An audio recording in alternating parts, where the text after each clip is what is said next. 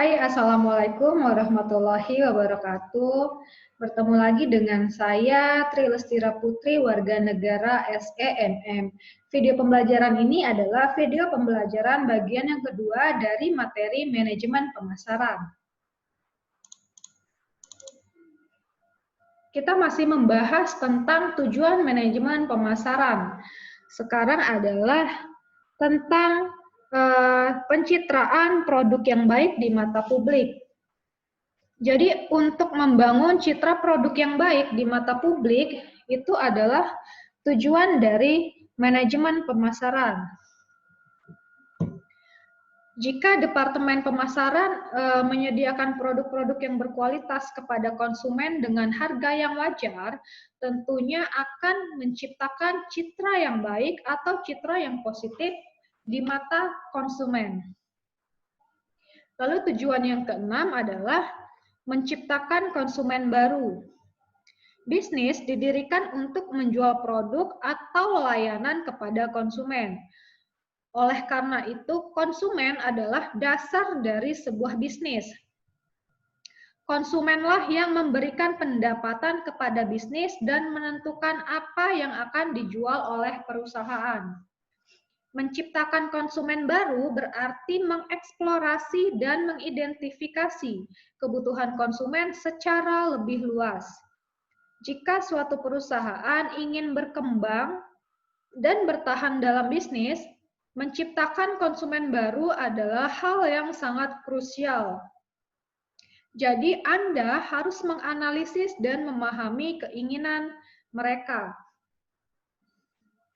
Tujuan yang ketujuh atau yang terakhir di sini adalah memuaskan konsumen. Menciptakan konsumen baru tidaklah cukup.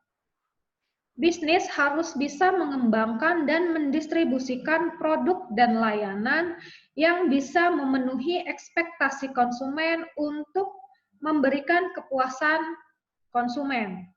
Jika konsumen itu tidak puas, bisnis tidak akan dapat menghasilkan pendapatan untuk memenuhi biaya dan untuk mendapatkan pengembalian modal yang wajar.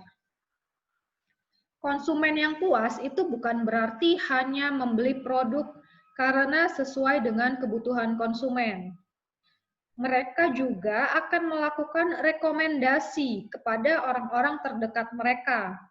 Ini berarti produk Anda akan lebih dikenal banyak orang.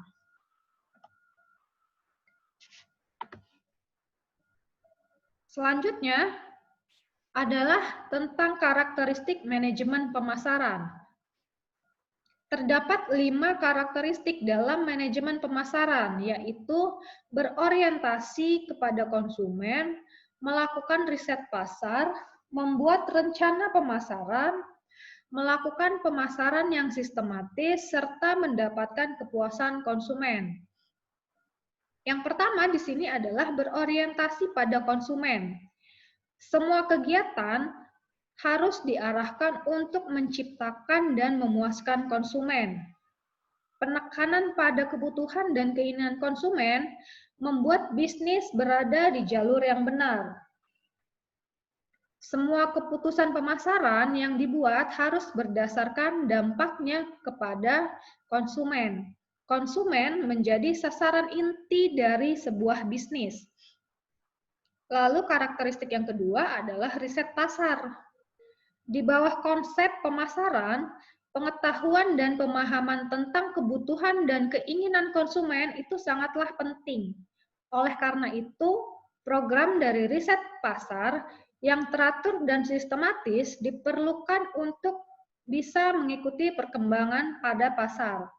Selain itu, inovasi dan kreativitas juga diperlukan untuk mengembangkan produk sesuai dengan ekspektasi konsumen. Karakteristik yang ketiga adalah membuat rencana pemasaran. Konsep pemasaran membutuhkan pendekatan yang berorientasi pada tujuan untuk pemasaran. Tujuan keseluruhan perusahaan haruslah bisa menghasilkan laba melalui kepuasan konsumen. Rencana pemasaran dapat menjadi bagian dari rencana bisnis secara keseluruhan. Jadi strategi pemasaran yang solid itu adalah dasar dari rencana pemasaran yang ditulis dengan baik. Jika Anda membuat rencana pemasaran yang berisi daftar tindakan tapi tanpa landasan strategis yang sehat dan tepat, maka itu tidak banyak berguna untuk kegiatan bisnis Anda. Atas dasar tujuan ini, tujuan dan kebijakan pemasaran dan departemen lain harus didefinisikan secara tepat dan akurat. Perencanaan pemasaran membantu menyuntikkan filosofi orientasi konsumen ke dalam sistem bisnis total dan berfungsi sebagai panduan untuk upaya organisasi. Karakteristik yang keempat adalah pemasaran yang sistematis. Selain tujuan organisasi dan tiap departemen dirumuskan, perlu juga untuk menyelaraskan tujuan organisasi dengan tujuan individu yang bekerja pada organisasi atau perusahaan. Kegiatan dan operasi berbagai unit organisasi ini harus dikoordinasikan dengan benar untuk mencapai tujuan yang ditentukan.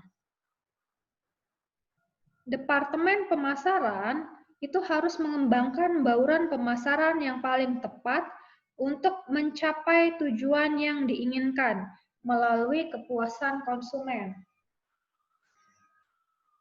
Lalu karakteristik yang terakhir di sini adalah kepuasan konsumen atau kepuasan pelanggan. Kepuasan konsumen atau kepuasan pelanggan adalah istilah yang sering digunakan dalam pemasaran.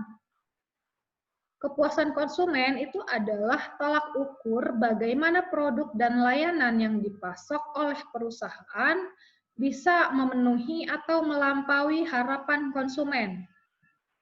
Tujuannya adalah untuk memaksimalkan keuntungan dalam jangka panjang melalui kepuasan yang diinginkan oleh konsumen. Selanjutnya adalah konsep pemasaran modern. Terdapat 6 konsep pemasaran modern, yaitu konsep produksi, konsep produk, konsep penjualan, konsep pemasaran, konsep konsumen, dan yang terakhir adalah konsep hubungan sosial. Konsep pemasaran modern adalah konsep yang cukup luas. Ini berarti mencari tahu konsumen dan membuat barang yang sesuai dengan kebutuhan konsumen adalah hal yang memang cukup sulit. Jadi, sangat penting bagi penjual untuk dapat mendapatkan pengetahuan tentang hal-hal yang diinginkan konsumen dan bagaimana hal-hal ini dapat disediakan bagi konsumen.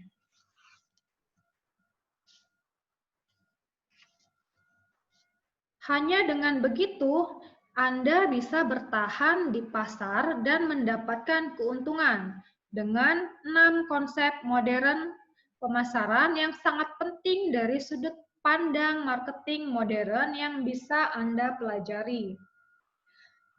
6 konsep ini akan saya lanjutkan pada video pembelajaran yang ketiga. Baik, pada video pembelajaran bagian yang kedua ini, itu saja yang bisa saya sampaikan.